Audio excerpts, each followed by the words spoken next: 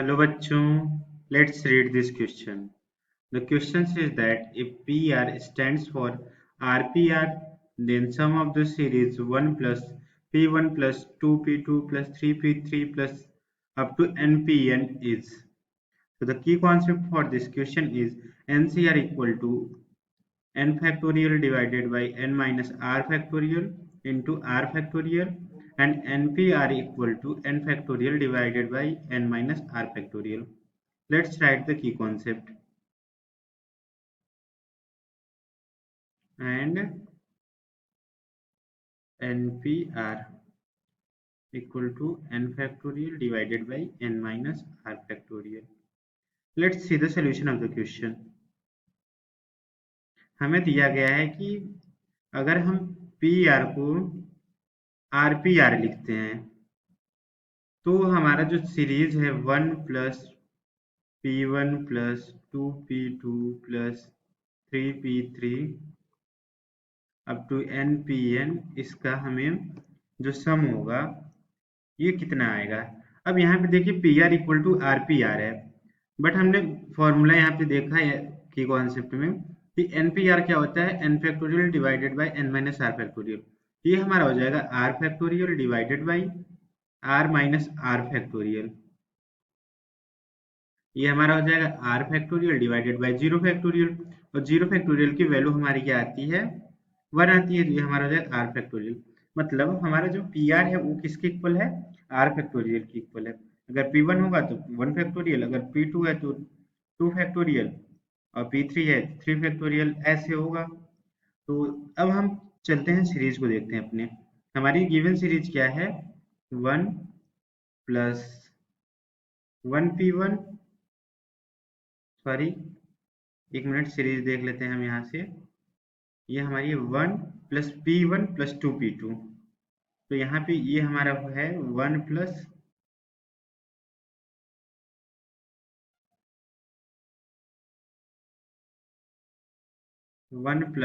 P1 plus 2P2 plus 3P3 up two plus NPN तक। तो इसको हम लोग लिख सकते हैं, अभी हमने देखा कि PR equal to R factorial होता है, तो 1 प्लस P1 को हम लोग लिख सकते हैं 1 फैक्टोरियल, 2P2 को लिख सकते हैं 2 इंटू 2 फैक्टोरियल, 3P3 को लिख सकते हैं 3 इंटू 3 फैक्टोरियल, और इसी तरीके से NPN को हम लिख सकते हैं n इंटू n फैक्टोरियल। अब देखिए हम क्या करते हैं कि ये 1 को तो हम एज इट इज रहने देंगे, इसको भी एज इट इज रहने देंगे।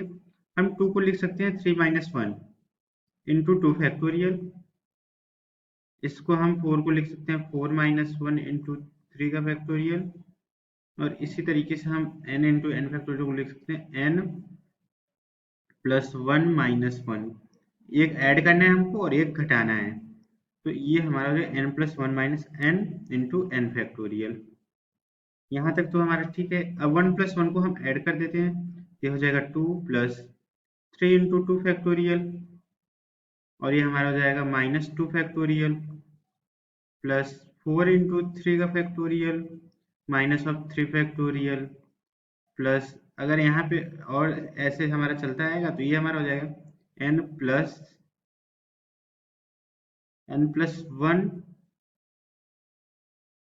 का n प्लस 1 इंटू n का फैक्टोरियल माइनस ऑफ n का फैक्टोरियल, ये हो जाएगा।